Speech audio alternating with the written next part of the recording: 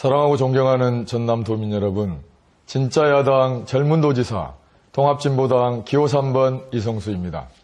먼저 오늘 새벽 장성요양병원 화재로 안타깝게 돌아가신 분들의 명복을 빕니다.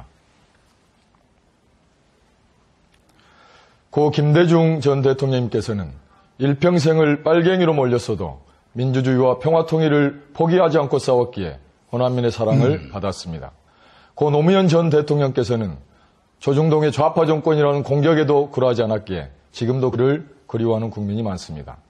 단 한 명의 아이도 구하지 않은 무능하고 거짓된 박근혜 정권 앞에서 고양이 앞에 쥐 신세가 되어버린 관제야당 청와대 이중대 새정치연합의 전남의 미래를 맡길 수 없습니다. 민주주의와 평화통일을 지켜나가는 정당, 사람을 살리는 진실한 정치, 진짜 야당은 통합진보당입니다. 통합진보당 이성수가 노동자, 농민, 어민, 자영업자가 잘 살고 정권교체를 이룰 수 있는 새로운 전라남도를 건설하겠습니다. 전남 지역은 그동안 농도 전남으로 일컬어져 왔습니다. 하지만 급변하는 다변화 시대를 맞아서 농업은 물론이고 소득 증대에 필요한 산업 다각화가 절실해졌는데요. 잘 사는 전남을 만들기 위해서 시대 흐름에 맞는 성장 동력은 과연 무엇이고, 그리고 그것을 위해서 새 후보께서는 어떻게 하실 것인지 그 구체적인 방안이 있으시면 함께 말씀해 주시면 되겠습니다. 기본에 충실하고 도민을 우선하는 정책을 펼쳐가겠습니다. 80kg 쌀 23만 원 보장을 위해 1,200억 예산을 마련하고 집행하겠습니다. 중앙정부는 기초농산물 국가수매제로, 전남은 주요 농산물 최저가격 보장 조례대로 500억 기금을 마련해서 최소한의 농업 생산비를 보장하겠습니다. 마을 공동급식, 친환경 무상급식지원센터, 생태산업단지를 조성해서 일자리도 창출하고 복지도 늘려나갈 수 있도록 하겠습니다. 공공부문에서부터 비정규직과 정규직의 차별을 없애고, 그리고 사람 아래 사람 없고 사람 위에 사람 없다라고 하는 인간 세상의 평범한 진리에 맞도록 비정규직 법 제도를 우리 노동자들과 함께 폐지해 나가겠습니다. 생활임금 154만 원을 보장하고 일하는 사람들을 위한 도시락 공장, 출퇴근 버스를 지원하겠습니다. 여수 국가선단특별법, 기업살인 처벌법을 만들어서 노동자들이 안전하고 건강하게 일할 수 있는 일터를 만들겠습니다. 민간 기업에서도 비정규직을 정규직으로 전환할 수 있도록 유도하고, 그리고 노동시간 단축해서 임금 삭감 없이 좋은 일자리가 이루어질 수 있도록 하겠습니다. 노동자, 농민, 어민이 잘 살고 그래야 자영업이 돌아가고, 그러한 선순환의 경기가, 그러한 전남이 우리가 꿈꾸는 전남의 청사진입니다. 고맙습니다. 이낙연 후보께서 기업 유치를 주요 공약으로 내세우셨는데, 기업 유치도 좋지만 있는 일자리를 지키는 것이 더욱 중요합니다. 아시겠지만 여수 지역 기중지 노동자들이 지금 30명이나 부당 해고되어 있습니다. 그리고 영광이 고향이신데 지역구인 고향인 영광에서도 올 초에 한빛 영광원자력발전소에서 한 명이 산재로 사망했고, 그리고 또 한 명이 비정규직 노동자가 부당 해고된 상태입니다. 지금도 문제가 제대로 해결되지 않아서 우리 노동자들이 천방농성을 하고 있는데, 말씀하신 그 근로자들의 요구는 정당한 것이었습니다. 8시간 노동, 그리고 그 근로 최저임금의 보장이라든가 하는 노조 결성의 허용이라든가 하는 정당한 요구에 대해서 근로자 해고로 나선 것은 부당한 일이라고 생각합니다. 그 점에 관해서는 근로자들의 요구가 맞고요. 특히 건설기계 분야는 성수기와 비수기 사이에 노동의 양이 현격하게 차이가 나기 때문에 그 생활의 안정성에서 많이 어려움이 있을 겁니다. 그 점에 대한 노동자들의 요구가 수용될 필요가 있다고 생각합니다. 두 번째 말씀하신 근로자의 근로 안전의 문제는 아무리 강조해도 지나치지 않는다고 생각합니다. 그 문제는 아까 제가 안전한 전라남도를 만들겠다는 그 말씀의 일부로서 꼼꼼하게 챙기고 더욱더 안전이 확보될 수 있도록 노력하겠습니다. 통합진보당은 올해 초부터 기업 등에 대한 규제 완화를 반대하고 있습니다. 그런데 대기업들이 전남으로 들어오기 전에 규제 완화를 해야 인허가 절차 등을 해결해줘야 들어온다고 할 수 있습니다. 이성수 후보께서는 당 입장과 상반된 규제 완화를 하실 것인지, 아니면 통합진보당에서 당론에 따라 기업 규제를 강화하실지를 밝혀주십시오. 예, 이번 세월호 참사에서도 보듯이 기업의 규제를 완화한 비극적인 현실이 세월호 참사입니다. 그리고 규제를 풀어야 될 것이 있고 규제를 강화해 나가야 될 것이 있습니다. 이중호 후보께서 기업 유치가 핵심이라고 말씀하시는데 사실은 민주당 박준영 현 지사께서도 기업 유치만이 살 길이다고 심지어 삼봉우리 위에까지 편말을 박아서 기업하기 좋은 전남 기업 유치하겠다라고 했지만 결국은 빈 공약이 되었습니다. 제가 무주를 갔는데 무주에서도 기업 유치하기 좋은 무주 이렇게 다 써놨습니다. 그래서 현실적으로 기업 유치를 하겠다라고 하는 것은 저는 대단히 불가능한 공약이다라고 보여지고요. 그리고 규제 완화와 관련해서는 실제로 기업들에게 지금 박근혜 대통령께서 국민들하고 담화를 하실 때 유일하게 끝장 토론을 한 것이 기업의 규제 완화를 풀어주는 것입니다. 지금 대기업, 특히 대기업에 대해서는 규제를 강화해 나가는 것이 현실적으로 맞는 것이다. 그런데 정부는 오히려 거꾸로 가고 있고 오히려 우리 노동자들에 대한 또 약자들에 대한 규제를 강화해 나가고 있는 이 시대의 반대 방향으로 가고 있는 것이 큰 문제다라고 보여집니다. 그리고 저는 기업 투자가 활발해진다라고 해서 이것이 과연 일자리가 많이 늘어나고 경제가 활성화되는가 그렇지 않습니다. 충남의 경우를 보더라도 많은 기업들이 유치되어 있지만 실제로 우리 노동자 서민들의 삶은 굉장히 열악한 지역이 되고 있습니다. 그래서 기업이 유치된다고 서민 경제가 나아진다라고 하는 것은 근거 없는 이야기입니다. 예, 이낙연 후보님, 지난 새정치연합 경선 과정에서 주승용 의원께서 제기하신 전두환 대통령은 이 나라의 위대한 영도자이신 총재, 민족의 뿌리 전두환 대통령 선영 참배, 이 기사 80년도에 이낙연 후보께서 쓰신 기사 맞죠? 그리고 30년 동안 독재에 부여간 일이 아무런 문제가 없었는데 새정치연합 내부 경선이 과열돼서 일이 커졌다 이렇게 이야기하셨습니다. 독재에 부역한 범죄가 영원히 묻힐 것이다 라고 생각하는 것은 오산이다. 시간이 문제이지 진실이 어디 가겠습니까?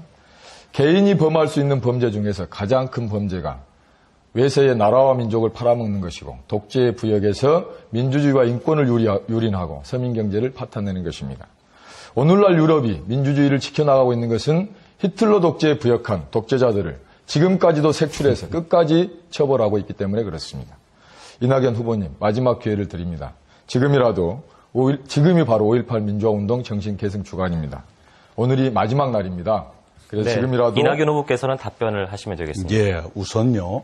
5.18 당시에 저는 외무부 출입기자였습니다. 외무부 출입기자가 그런 기사를 써야 될 일이 전혀 없습니다. 제가 그 당시에 썼던 기사를 충분히 확인했는지를 오히려 여쭙고 싶고요.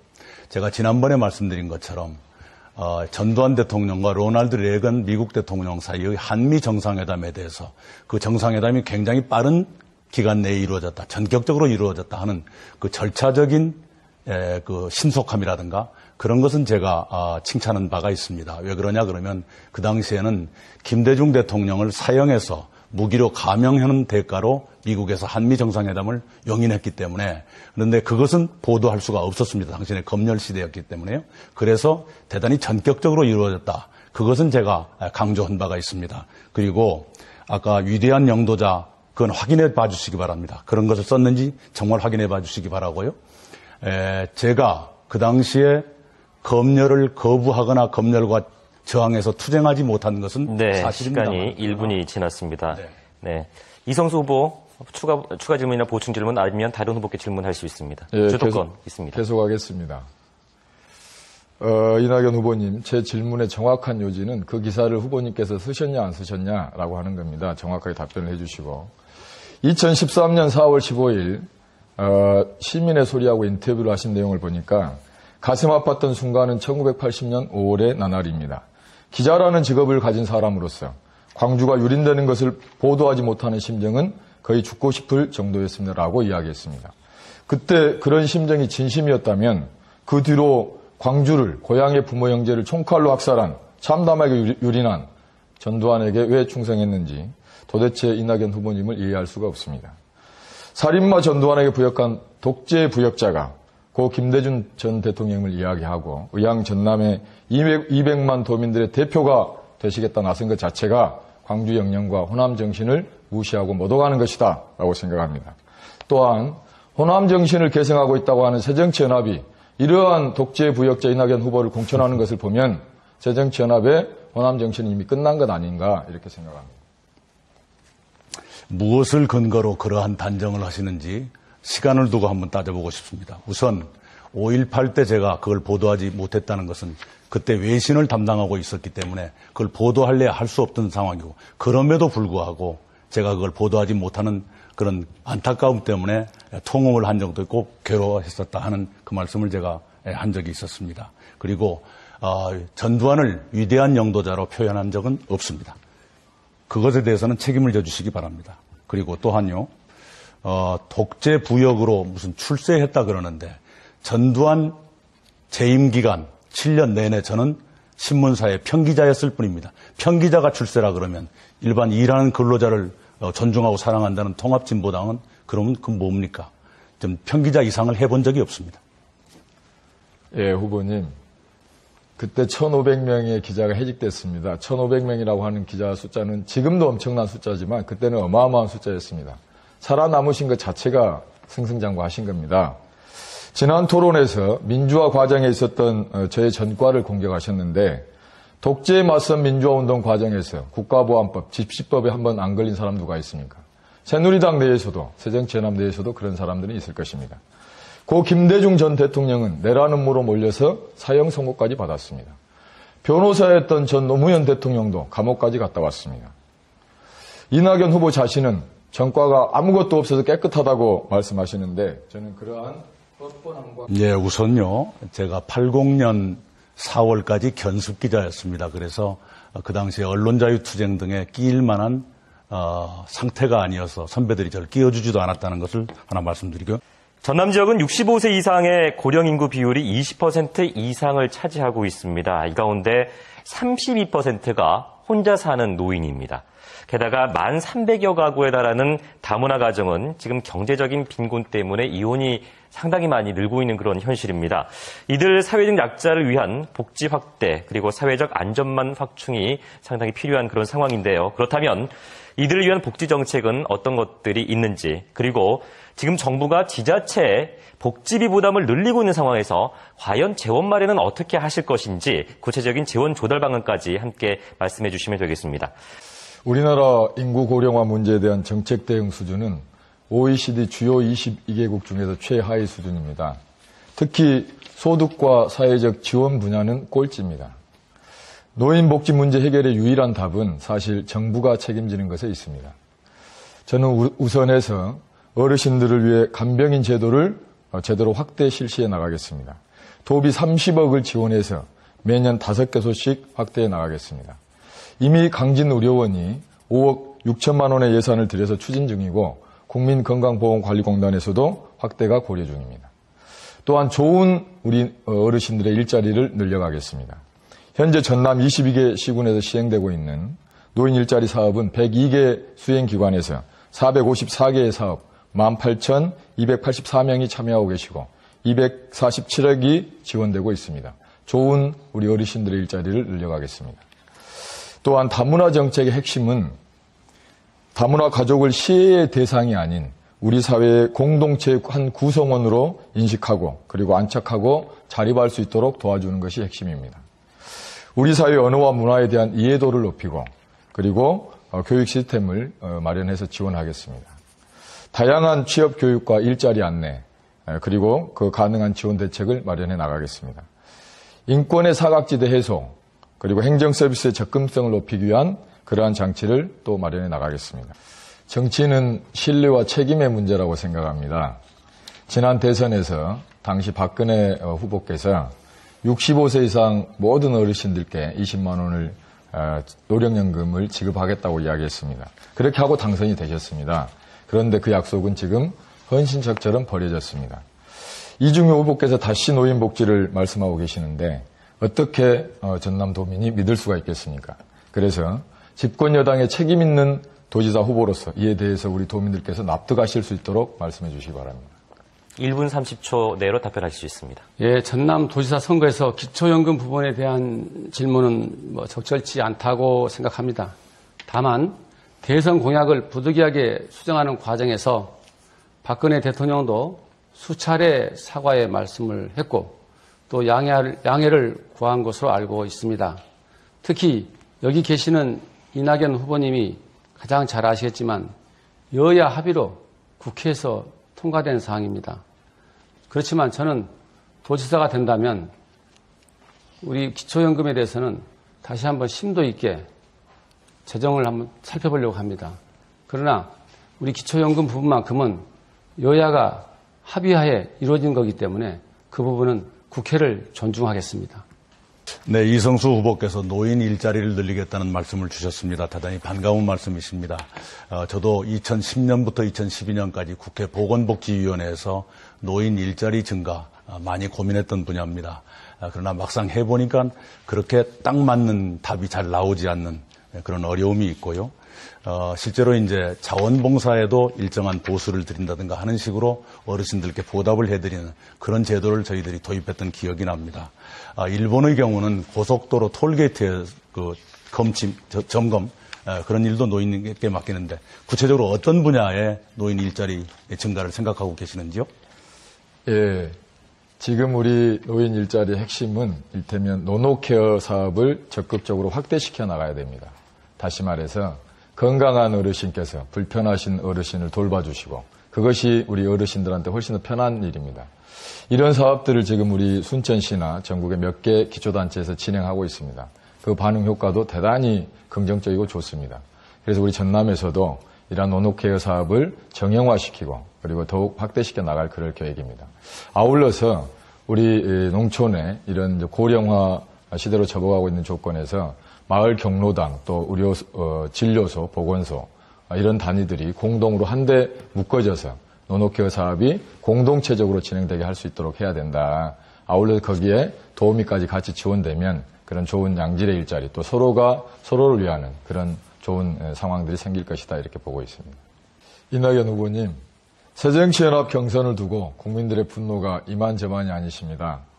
밀실공천, 당비대납, 경선불복 등 불법 선거의 백화점이다. 이 이야기는 새정치연합 내부에서부터 나오는 이야기입니다. 새정치민주연합을 헌정치야합연합이라고들 하십니다. 당비대납 사건과 관련해서 검찰이 기소한 내용을 보면 이낙연 후보 비서관 이 씨는 후보 경선을 대비해서 당원 2만 명이 넘는 당원의 당비 4,500만 원을 마련한 뒤에 정 씨와 박 씨 등에게 당비 대납을 지시한 혐의다. 제가 국회의원 비서관이 무슨 일을 하는 사람들이냐라고 국회의원 비서관들한테 직접 물어봤습니다. 그랬더니 국회의원 비서관은 국회의원 명령만 따르는 사람들이다. 이렇게 국회의원 비서관들이 답을 했습니다. 이 이야기는 우리 이낙연 후보님께서 국회의원 시절에 명령하지 않았으면 비서관들이 하지 않았을 일이다라는 것이 일반적인 상식일 텐데 관련해서 정확하게 말씀을 해 주시고요. 네, 질문 시간이 1분이 지났기 때문에 거기에 대한 답변부터 듣고 가겠습니다. 우선 그 문제는 검찰이 충분히 조사했을 것이라고 믿습니다. 그리고요, 새정치민주연합이 공천 과정에 부실이 많았다는 지적은 뼈아픈 지적입니다. 옳은 부분이 많다고 생각합니다. 여러분 잘 아시다시피 새정치민주연합이 통합을 서두르다 보니까 시간에 쫓겨서 여러 가지 부실 그리고 여러 가지 잡음들이 공천 과정에서 나타난 것은 사실입니다.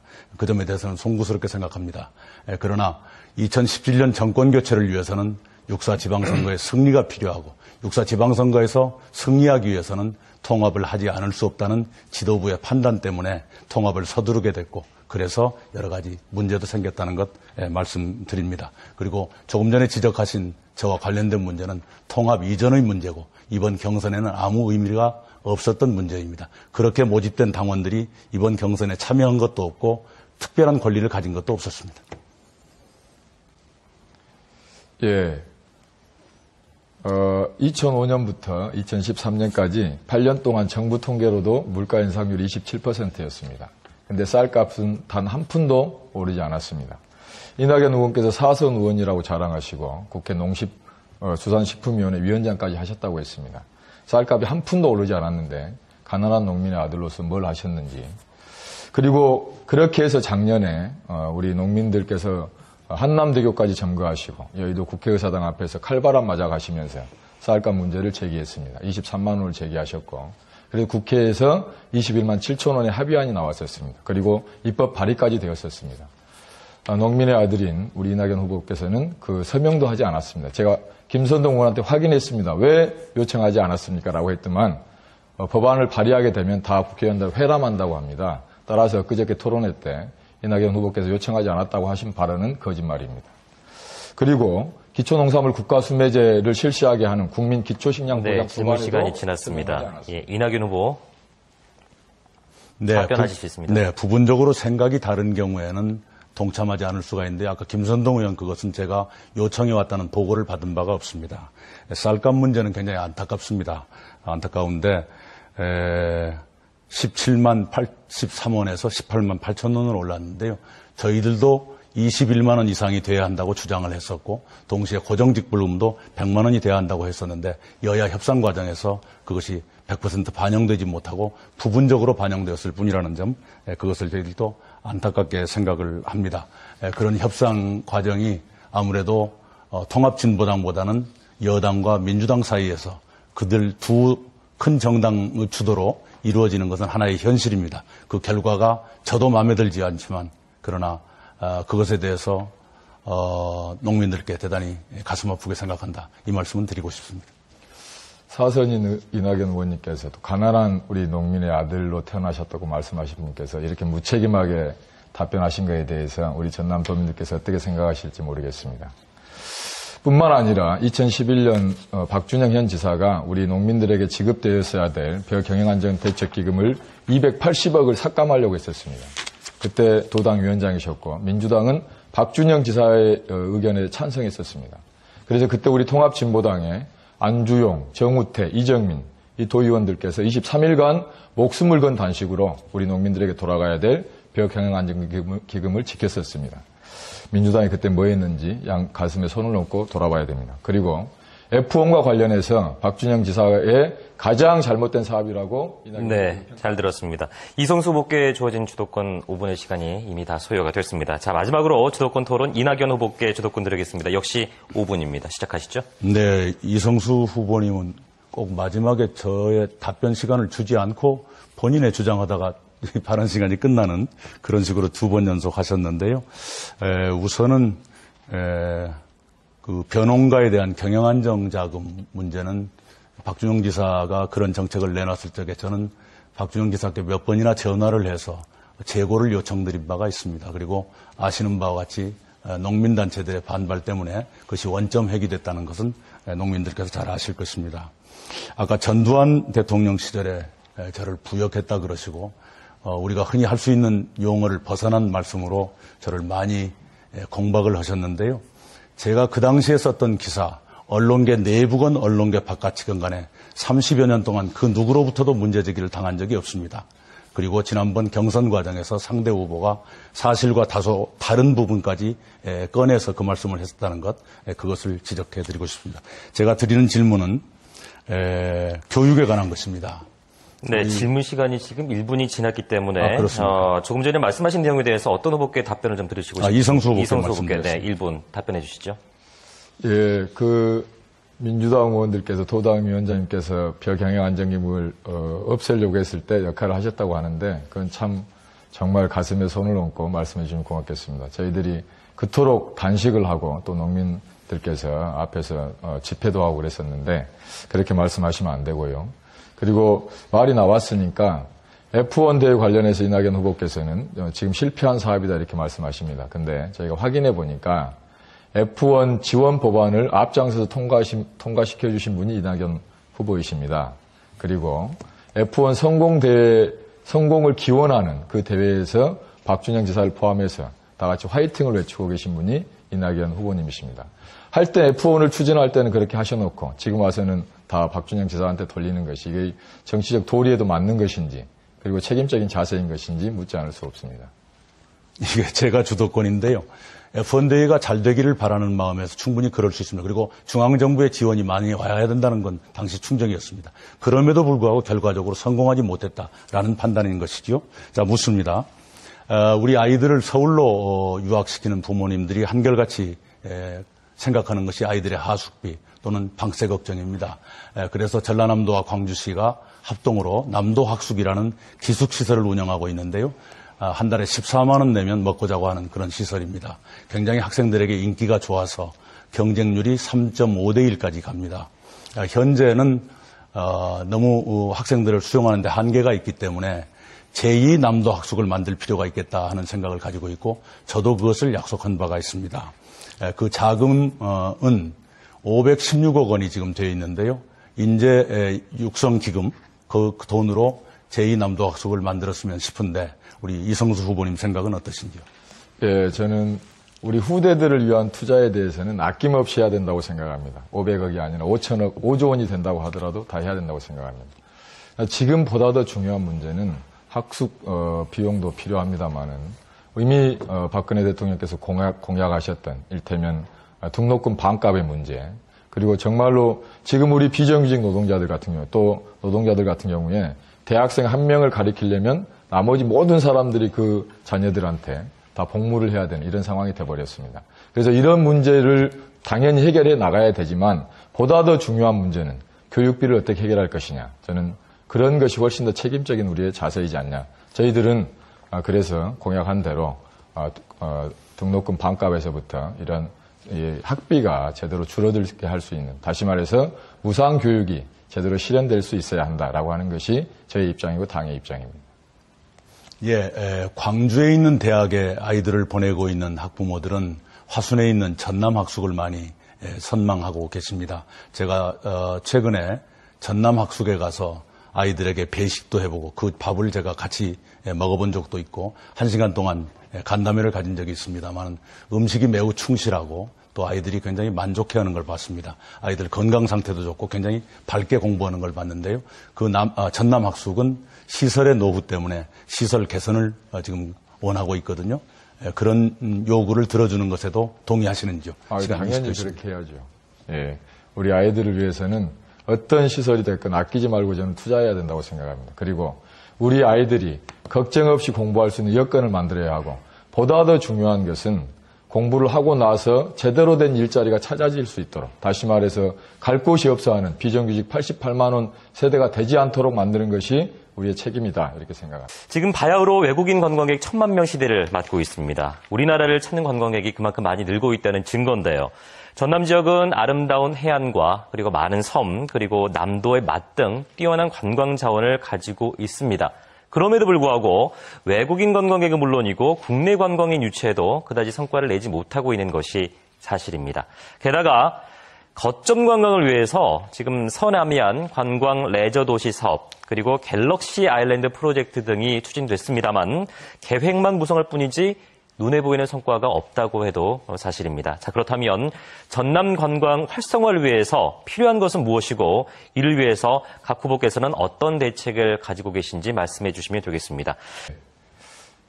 구비구비 황토길, 젖줄 섬진강, 생태 1번지 순천만, 그리고 지리산. 아무리 돈을 많이 들인다고 해도 흉내낼 수 없는 것이 바로 우리 전남입니다.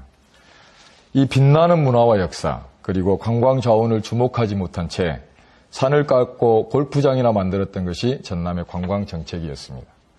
차별성 없는 대회 유치, 축제, 행사로는 관광 전남을 활성화시킬 수가 없다는 것이 현실로 증명되었습니다. 저는 전남의 관광 정책에 대해서 근본적인 인식의 전환이 필요하다, 이렇게 생각합니다. 첫째는 레지당스 제도를 통해서 전남을, 예향 전남을 대한민국 문화예술의 메카로 탈바꿈시키겠습니다. 둘째, 의향 전남에 맞도록 임진왜란, 한중일 전적지 등을 역사 공원화해서 역사 스토리텔링 사업을 적극적으로 추진해 나가겠습니다. 셋째, 지리산 섬진강, 남해 연안을 잇는 광양만권 생태 관광벨트를 조성해 나가겠습니다. 넷째, KTX 나주역 경유와 통합버스 터미널 건설로 중서부권과 무안공항을 관통하는 교통망을 마련해서 관광객 유치에 적극 나서겠습니다. 덧붙여서 인근 시군을 하나로 묶는 관광 노선을 개발해서 지나가는 관광이 아닌 머무는 관광이 되도록 하겠습니다. 조금 전에 임진왜란 스토리텔링을 말씀하셨고요. 또 이성수 후보님의 선거 공보를 보니까 충무공 이순신 장관의 그 당시에 그 발자취를 따라서 여러 가지 기획을 하신 걸 보고 굉장히 흥미 깊게 보았습니다.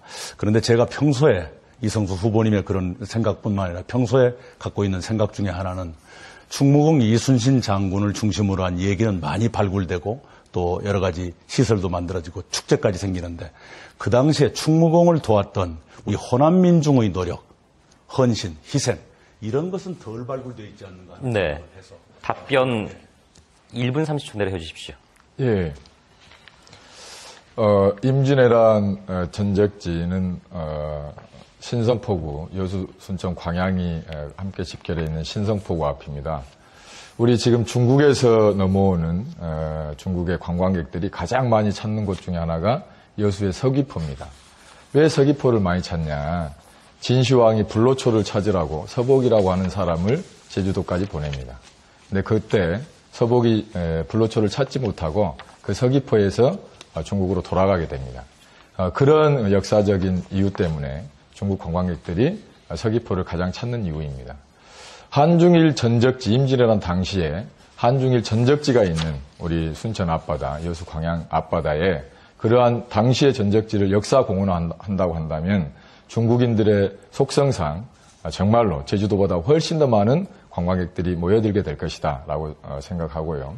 또 하나는 우리가 이제 관광을 한다고 하더라도 뭔가 호남의 혼이 깃들고 정신이 깃든 그러한 관광 문화를 개발하는 것이 지금 시대에는 참으로 중요한 가치다라고 생각합니다. 더더군다나 나라가 이렇게 어려운 상황에서 더욱 절실하게 필요하다라고 생각하고요. 이순신 장군의 백길 또 백이종군길 관련해서는 이순신 장군뿐만이 아니라 말씀하신 호남 민중의 그러한 모든 과정들이 함께 녹여 있다 이렇게 생각합니다. 주제와는 약간 동떨어져 있습니다만 오늘 새벽에 장성요양병원에서 또 그러한 참사가 일어났기 때문에 관련한 질문을 좀 드리겠습니다. 작년 우리 노동자들의 근본적인 생산 현장의 안전을 지키기 위해서 제가 직접 여수국가선단 특별법과 관련된 책자를 만들었고 그리고 그 책자도 제가 보내드렸고 편지까지 써서 보내드렸습니다. 국회의원 300명에게 다 보냈습니다. 그리고 이 특별법을 만드는데 같이 동참해 주시라. 정말로 안전을 생각한다면. 근데 입법 발의 서명도 하지 않으셨습니다. 네. 이낙연 후보께서 답변하실 수 있습니다. 네, 그 날짜가 5월 5일이었던 것으로 기억합니다. 5월 5일이면 저희 새정치민주연 4월 4일입니다. 입법 발의한 날짜가 4월 네, 4일입니다. 좋습니다. 좋습니다. 그 당시는 새정치민주연합의 도지사 후보가 아무도 없었던 상태입니다. 경선 후보는 있었습니다. 다른 정당은 이미 후보가 확정돼서 이성수 후보님처럼 그분이 대표로 나오실 수 있는 상황이었는지 모르지만 저희들은 세 사람이 후보가 되고자 경합했던 시기였기 때문에 그런 자격이 마땅치가 않았다는 말씀을 드리고요. 그다음에 국가산단 특별법에 대해서 기본적으로 저는 동의하고 있습니다. 왜냐하면 여수를 포함해서 우리 오래된 산단들의 안전 문제가 심각하고 근로자들뿐만 아니라 일반 시민들도 그러한 안전 문제에 대해서 굉장히 예민해져 있습니다. 그래서 그 주변 지역 지원 및 그 근로자들의 안전 문제에 대해서는 좀 더 치밀한 법적인 조치가 필요하다는 점에 대해서 공감하고 있습니다. 다만 입법 기술적으로 국가산단 특별법으로 하는 방법이 있을 수 있고요. 또 김선동 의원이 내놓으신 것처럼 석유화학단지 주변 지역 운운하는 그런 법으로 만들 수도 있고. 우리가 제출한 네. 법이 그 법안입니다. 아니, 이쪽 시간이 제 시간이죠? 예. 그리고 노후산단 일반을 규정하는 그런 법으로 만들 수 있을 것입니다. 그것은 기술적인 문제로 좀 유연성을 가져도 되지 않겠는가 이런 생각을 합니다. 제가 원자력 발전소 주변 지역 지원법을 대표 발의해서 통과시킨 경험이 있기 때문에 저도 도움을 드릴 수 있다고 생각합니다. 자, 오늘 끝으로 새 후보께서는 각자 유권자에게 당부하고 싶으신 말이라든지 아니면 혹시 오늘 이 시간에 미처 답변하지 못한 내용이 있으시다면 한 분 한 분 말씀할 수 있는 기회를 드리겠는데요. 1분 30초의 시간을 드리도록 하겠습니다. 먼저 우리 통합진보당이 만들어서 입법 발의되어 있는 여수 국가산단 특별법과 기업살인 처벌법이 제정되었더라면 세월호와 같은 참사, 장성 요양병원과 같은 참사는 결코 일어나지 않았을 것이라고 확신합니다. 박근혜 정부와 새누리당, 새정치연합에 다시 한번 강력하게 촉구합니다. 안전과 생명을 진심으로 원한다면 지금 당장 여수 국가산단 특별법을 제정해야 합니다. 서민이 살려면 노동자, 농민, 서민의 정당인 통합진보당이 승리해야 합니다. 통합진보당과 통합진보당의 모든 후보들에게 전남도민 여러분 압도적인 지지를 보내주십시오. 통합진보당과 이성수는 고 김대중 대통령님께서 만들어 가셨던 민주주의와 평화통일을 더욱 확고하게 이끌어갈 것입니다. 그리고 고 김대중 전 대통령님께서 못다 이루신 서민경제, 사람을 살리는 정치를 제대로 실현해 나가겠습니다. 사랑하고 존경하는 전남도민 여러분, 고 김대중 대통령님을 당선시킨 선거혁명이 지금 필요합니다. 통합진보당 이성수를 전남도지사로 만들어 주십시오. 통합, 우리에게는 힘이 있습니다. 10조 원을 가지고 있는 이건희도 한 표, 가진 것이 별로 없는 우리도 한 표입니다.